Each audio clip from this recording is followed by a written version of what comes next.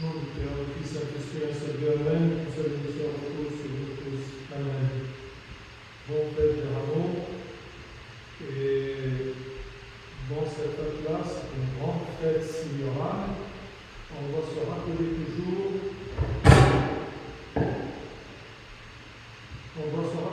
De l'objectif, de but de l'incarnation du Christ et de sa rédemption. Pourquoi il s'est incarné, pourquoi il a préparé, il a planifié la rédemption, c'est tout simplement pour que nous ayons une vie éternelle au sein du Père. C'est ça le but. Il nous prépare pour avoir une place à la vie éternelle près du Père.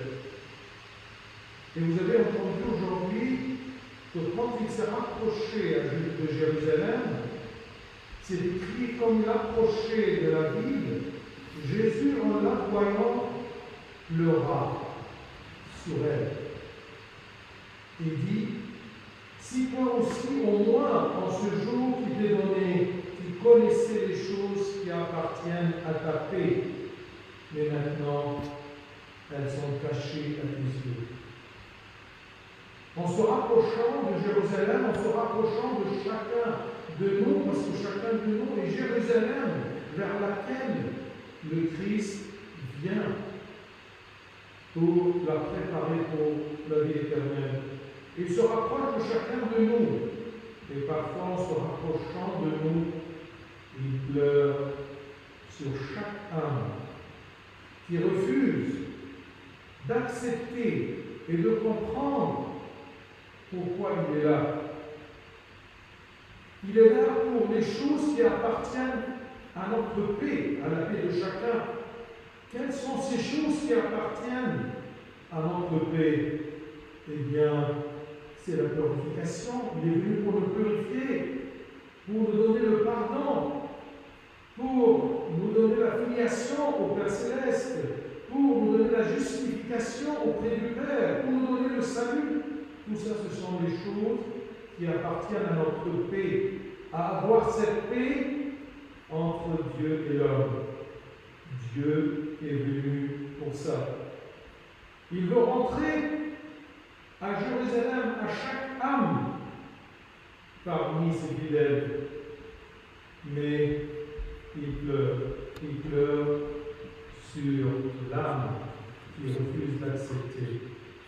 Ainsi, le Christ pleure alors sur chaque Jérusalem, chaque personne, chaque âme qui refuse de comprendre, d'accepter l'œuvre du Christ Sauveur qui vient pour nous donner la paix et le salut dont on a besoin.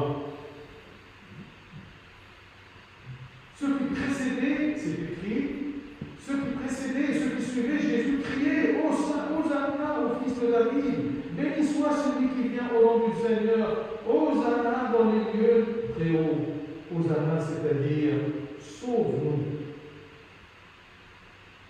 Cries-tu comme eux? Eux, ils criaient.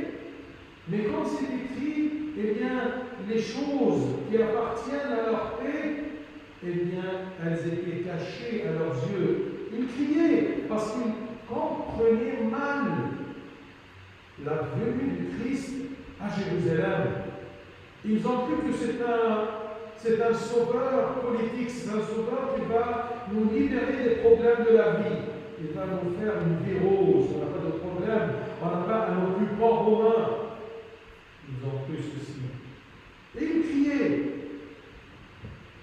Jésus, par sa préscience, sûrement il a su qu'il sera reçu de cette façon-là, mais malgré ça, il a pleuré, parce que les gens ne savaient pas les choses qui étaient pour leur paix. Cries-tu alors dans ces gens-là, ou plutôt tu cries, pour recevoir le Christ dans ta Jérusalem, mais en voyant les choses qui appartiennent à ta paix. Laisse le Christ tout simplement établir cette paix-là entre toi et Dieu. Tu dois connaître ça, tu dois te rappeler de ça. Tu dois commencer à accepter Dieu en lui criant Hosanna, viens, sauve-moi, entre dans ta Jérusalem, entre en moi. C'est comme c'est écrit comme une prophétie selon le livre de Osée. C'est écrit mon peuple est détruit parce qu'il lui manque la connaissance. Connais-tu l'objectif de Dieu? Connais-tu pourquoi il est venu pour entrer à ta Jérusalem, à ta vie, à ton cœur, à ta pensée? Ou tout simplement tu cries parce que tu ne cherches qu'un objectif terrestre, un objectif mondain. Sois donc une Jérusalem qui accepte la venue de ton Sauveur. Parce que le Christ nous a dit, si quelqu'un m'aime, il gardera ma parole et mon Père l'aimera, nous viendrons à lui, nous ferons notre demeure chez lui. Eh bien, reçois le Christ et son Père pour qu'il demeure chez toi et qu'il établisse la paix. Comme c'est écrit dans le livre d'Apocalypse, voici je me tiens à la porte et je frappe. Si quelqu'un entend ma voix et ouvre la porte, j'entrerai chez lui, j'entrerai à sa Jérusalem, j'entrerai chez lui, je souperai avec lui et lui avec moi. C'est ça la joie de Dieu. Sinon, il pleure, il est triste. Donc, le Christ, il veut rentrer dans ta Jérusalem. Mais tu dois regarder aussi et apprendre l'humilité du roi sauveur et triomphant. Il est humble. Vois, écoute ce qui est écrit. Dites à la fille de Sion, c'est moi et toi les filles de Sion. Voici ton roi vient à toi. Il vient pour toi, plein de douceur et de modestie, et monté sur un âne, sur un ânon, le petit d'une ânesse, le petit d'une bête de sauve. Tout simplement pour comprendre ce terme-là qui est écrit dans quelques éditions, sur un ânon, le petit d'une ânesse. Mais bien sûr, un ânon, c'est né d'une ânesse. Mais pourquoi c'est précisé? La bonne traduction, c'est, comme vous avez entendu aujourd'hui, sur un ânon, le petit d'une bête de somme. Une bête de somme, c'est-à-dire une bête employée à porter des fardeaux. Alors, il est rentré à dos d'une petite bête, d'un ânon, d'accord, qui sera préparé pour porter des fardeaux. Il leur a dit à ses disciples, vous trouverez un ânon attaché, écoutez bien, sur lequel aucun homme ne s'est jamais assis, ne s'est jamais assis.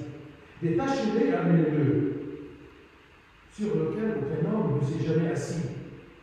Ce roi-là, triomphant, sauveur de l'humanité, un roi divin, il est venu avec une douceur, avec une modestie et aussi avec honneur.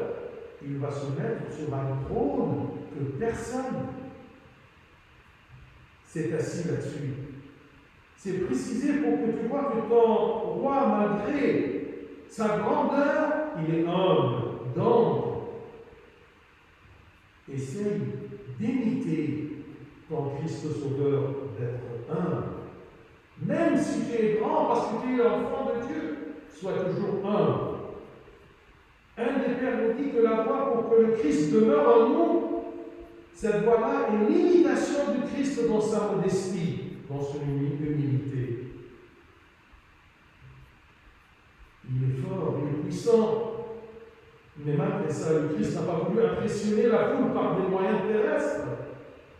Mais il veut bien nous dire et nous faire apprendre que ma puissance est une puissance céleste. Comme il a dit plusieurs fois, mon royaume n'est pas de ce monde. Mon royaume, c'est un royaume céleste et éternel. Soyons humbles pour pouvoir recevoir le Christ dans notre Jérusalem. Isaïe nous a dit, car ainsi parle le Très-Haut, dont la demeure est éternelle et dont le nom est saint. Qu'est-ce qu'il a dit? Le Très-Haut, dont la demeure est éternelle et dont le nom est saint. Il a dit, j'habite dans les lieux élevés, dans la sainteté, mais je suis avec l'homme contrit et humilié, afin de ranimer les esprits humiliés, afin de ranimer les cœurs contrits.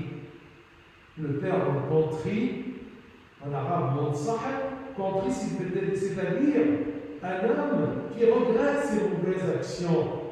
Alors il est contrit, il est humble, il est abaissé. Malgré qu'il est enfant de Dieu, malgré que sa valeur est grande au cœur de Dieu, il est venu, il s'est incarné pour le sauver.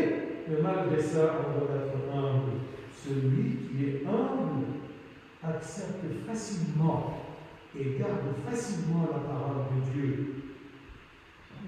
Parfois, on n'arrive pas à obéir à la parole de Dieu, à observer sa parole et ses commandements, parce que nous sommes très orgueilleux. Je ne m'abaisse pas à sa pensée, je veux ma pensée, ma façon de voir les choses. Mais un humble, un contrit qui connaît sa faiblesse et ses péchés, eh bien, c'est facile pour lui d'accepter la parole de Dieu et la pensée de Dieu. Celui qui est humble accepte très facilement la parole de Dieu. Il accepte facilement de suivre le chemin de Dieu. Le Christ nous a dit, rappelez-vous, si quelqu'un m'aime, il gardera ma parole et mon Père l'aimera, nous viendrons à lui et nous ferons notre demeure chez lui. Comment peux-tu aimer Dieu si tu n'es pas humble, si tu n'es pas contrit? Comment pourras-tu garder la parole du Seigneur si tu n'es pas humble? Donc, acceptons le Christ et soyons humbles comme notre roi qui est rentré humble, plein de douceur. Il ne nous force pas à l'accepter. Troisième point, pour terminer. Quand un roi rentre dans une ville, et si cette ville-là, c'est la sienne, qu'est-ce qu'il fait? Une fois rentré, avec cette splendeur, eh bien, il se dirige vers son palais.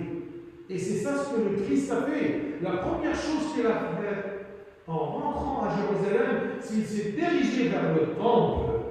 Parce que le temple, c'est son palais. C'est où l'homme l'adore. C'est la maison de la prière.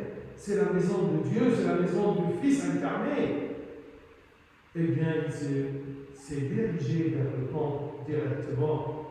Alors, quand il veut rentrer dans ta Jérusalem, dans ta vie, la première chose qu'il vise, le premier endroit qu'il veut y rentrer, y pénétrer, c'est ton cœur, le palais du Christ. C'est écrit, ne savez-vous pas que vous êtes le temple de Dieu et que l'Esprit de Dieu habite en vous? Le temple de Dieu est saint et c'est ce que vous êtes. Il te demande de rentrer dans Jérusalem, dans ta vie, mais ouvre-lui son palais, ton cœur. Et c'est pour cela que le Christ te dit, donne, mon fils, donne-moi ton cœur. C'est là que je dois régner. Et pour que ça soit son palais, qu'est-ce qu'il fait? Il le purifie. C'est pour cela, quand il est rentré à Jérusalem, qu'est-ce qu'il a fait le Christ, d'où un homme? Il a pris des cordes, il a fait un fouet, il a commencé à chasser les vaches. Alors tous les gens, les propriétaires des vaches, ils ont allé derrière les vaches. Et de cette façon-là, ils sont sortis. Et même, il a versé les tables des changeurs de la monnaie. Parce qu'il y avait des gens qui venaient avec une monnaie de César, ils devraient la changer, cette monnaie-là, en monnaie du temple. Alors tout simplement, il a purifié son palais. Il a purifié son palais des changeurs et des marchands, de tous ces intérêts du monde, de toutes ces préoccupations qui changent le visage de son palais, où il va demeurer. Il rentre dans ta vie, bien, mais où il va s'installer? Dans ton cœur. Mais il ne peut pas s'installer dans un cœur plein de marchands et plein de changeurs et plein de business, d'affaires. Il nettoie tout ça pour pouvoir s'installer en calme. Ne savez-vous pas que vous êtes le temple de Dieu et que l'Esprit de Dieu habite en vous? Donc, mes chers, recevez bien le Christ sans l'attrister. Criez, Hosanna, venez, sauve-moi mon Dieu. Mais rentre dans ta Jérusalem qui connaît bien les choses de ma paix, les choses qui vont servir ma paix, mon bonheur. Viens, installe-toi dans ton palais, règne dans ton palais mon cœur et mes pensées. Une fois installé dans le palais, c'est écrit qu'on lui a amené beaucoup de malades. Il a commencé à guérir ces malades-là. Une fois installé dans notre cœur, eh bien, il commence à œuvrer. Il purifie et ensuite il guérit. Il guérit nos maladies, il guérit nos péchés. Que le Seigneur, en ce jour, soit ravi et soit heureux que ses enfants, que Jérusalem le reçoit en connaissant les choses concernant leur paix. Gloire à lui éternellement. Amen.